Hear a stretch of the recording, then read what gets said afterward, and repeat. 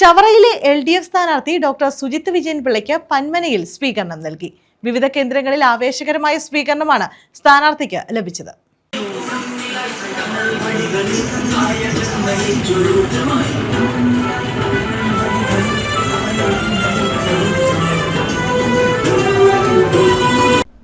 LDF സ്ഥാനാർത്ഥി doctor Sujith Vijayan പിള്ളയ്ക്ക് പന്മനയിലെ വിവിധ കേന്ദ്രങ്ങളിൽ ആവേശോജ്വലമായ സ്വീകരണമാണ് ലഭിച്ചത്.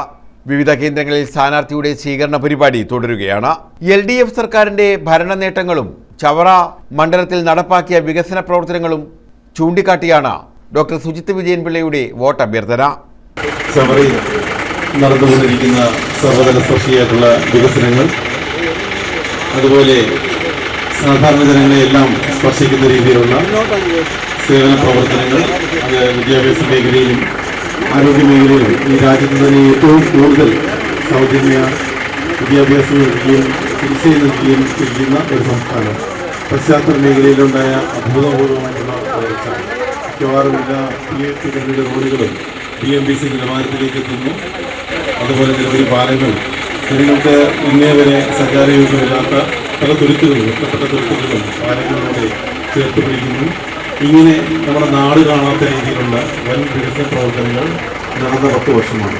അതിനോടൊപ്പം തന്നെ ക്ഷേമ പ്രവർത്തനങ്ങൾ, ഒരുപാട് സാധാരണക്കാർ പാവപ്പെട്ടവരുടെ വീടുകളിൽ ക്ഷേമ പെൻഷനുകൾ അടക്കം ഈ കാലയളവിൽ 54,000 കോടി രൂപ ക്ഷേമ പെൻഷന് വേണ്ടിയിട്ട് ചെലവഴിച്ച ഒരു സർക്കാർ.